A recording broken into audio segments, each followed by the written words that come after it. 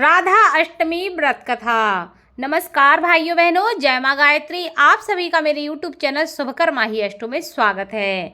आज सुनते हैं राधा अष्टमी व्रत कथा। आप सभी से विनम्र निवेदन है, अगर आप मेरे चैनल पर पहली बार आए हैं तो प्लीज हमारे चैनल को सब्सक्राइब, वीडियो को लाइक और वीडियो को ज्यादा से ज्यादा शेयर अवश्य करें, ताकि आपके साथ साथ आपके अपने भी इस कथा का लाभ ले सकें। इस वर्ष राधा अष्टमी का पर्व जो है वह 23 सितंबर 2023 को मनाया जा रहा है। सनातन धर्म में भाद्रपद मास के शुक्ल पक्ष की अष्टमी तिथि पर राधा अष्टमी का त्योहार मनाया जाता है।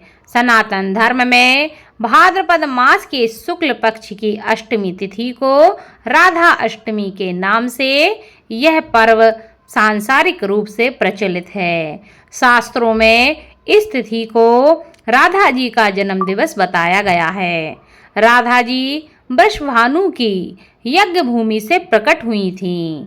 वेद तथा पुराण में जिनका नाम कृष्ण वल्लभा कहकर गुणगान किया जाता है, वे श्री वृंदावनेश्वरी राधा सदा श्री कृष्ण को आनंद प्रदान करने वाली साध्वी कृष्ण प्रिया थीं। कुछ महानुभाव राधा जी का जन्म दिवस श्री वृषभानुपुरी, वर्षाना या उनके ननिहाल रावल ग्राम में प्रातः काल ही मनाते हैं।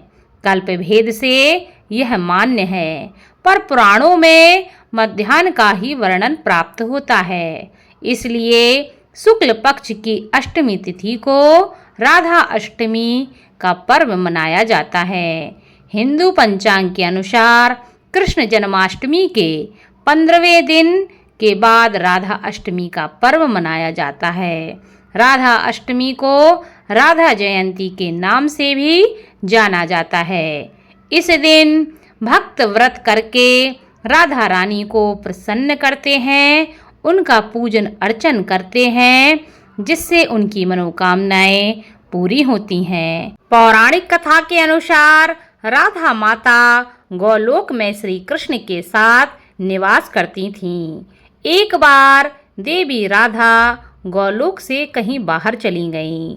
जब वापस आईं तो देखा कि कृष्ण भगवान गोलोक में नहीं हैं। उस समय भगवान श्री कृष्ण अपनी एक सखी विराजा के साथ गोलोक में घूम रहे थे।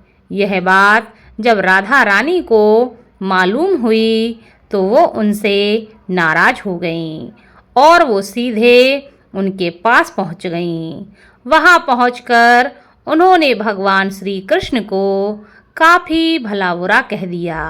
राधा जी का यह व्यवहार देखकर भगवान श्री कृष्ण के मित्र श्री दामा को बुरा लगा और उन्होंने राधा को पृथ्वी पर जन्म लेने का श्राप दे दिया। राधा रानी को इतने गुस्से में देखकर भगवान कृष्ण की सखी विराजा भी वहां से चली गई। इस श्राप के बाद राधा ने बदले में श्री दामा को भी श्राप देते हुए राक्षस कुल में जन्म लेने का श्राप दे दिया। राधा रानी के द्वारा दिए गए श्राप के कारण ही श्री दामा का जन्म शंखचूर्ण दानव के रूप में हुआ था। दानव में जन्म लेने के बाद भी भगवान विष्णु का वह अनन्य भक्त बना। वहीं दूसरी ओर राधा रानी ने भी पृथ्वी पर वृषभानु के घर पुत्री के रूप में जन्म लिया।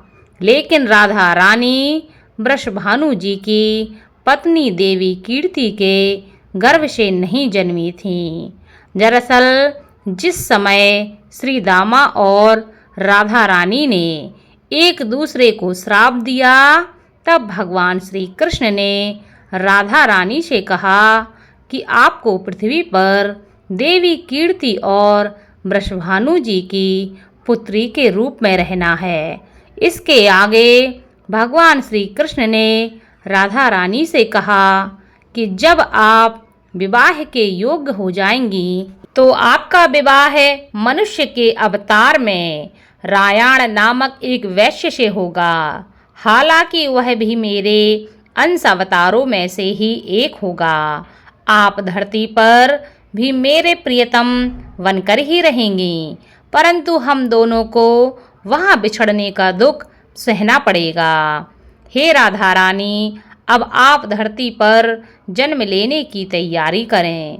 सांसारिक दृष्टि में देवी कीर्ति गर्भवती हुई और उन्हें प्रसव भी हुआ, लेकिन देवी कीर्ति के गर्भ से योग माया की प्रेरणा से वायु का प्रवेश हुआ और उन्होंने वायु को ही जन्म दिया।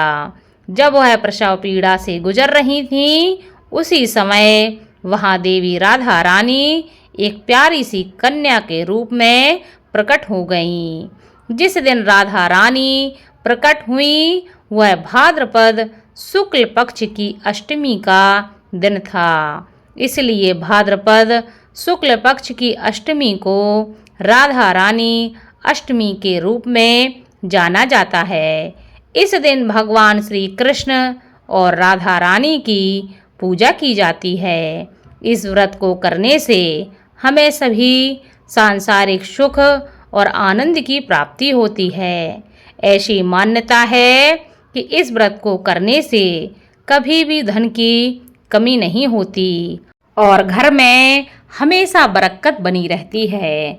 जो भी लोग अपने जीवन में खुशहाली सुख समृद्धि चाहते हैं, उनको हमेशा राधा अष्टमी का व्रत अवश्य करना चाहिए। वैसे भी कहा गया है कि राधा अष्टमी का व्रत पूर्ण किए बिना जन्माष्टमी जो लोग करते हैं उसका पूर्ण फल प्राप्त नहीं होता है। जो लोग जन्माष्टमी का व्रत करते हैं उनको राधा अष्टमी का व्रत अवश्य करना चाहिए, तभी वह व्रत का पूर्ण फल प्राप्त होता है। राधा अष्टमी की इस कथा को ज़्यादा से ज़्यादा शेयर अवश्य करें ताकि आपके अपने भी इस कथा का लाभ ले सकें। धन्यवाद।